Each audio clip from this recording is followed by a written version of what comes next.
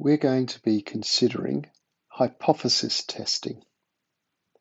Hypothesis testing is when you decide between two explanations. The decision about whether the hypothesis is supported or not is based on probability. We have two explanations. The first one we call the null hypothesis.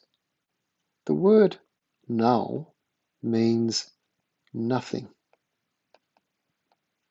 So with a null hypothesis, this is where we're comparing two things and we're saying that there is no effect, hence the word null. Now that is represented by H0. H for hypothesis, 0, nothing. Now generally speaking, when you're looking at the difference between the values of a sample statistics and the population parameter, we'd expect there to be some difference because a sample is based on probability. So the null hypothesis says that the sample is drawn from the population, which has the same mean, and that any difference observed can be explained by sample-to-sample variation. Remember, every time you take out a sample, it is likely to be slightly different. This difference under the null hypothesis is not believed to be significant statistically. So the null hypothesis is a statement of no effect, no difference between the samples and the population means.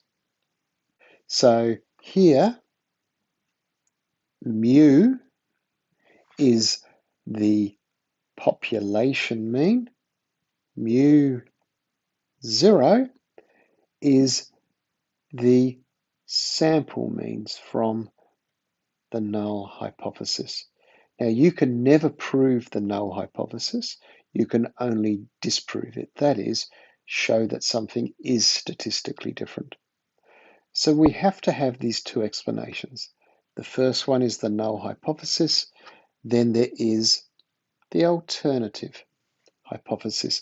Now notice, this is represented by H1, H for hypothesis. In this hypothesis, this says that the variation is significant. If you can prove the statement is true, that is, there is a statistically significant difference, then that means that the null hypothesis is rejected.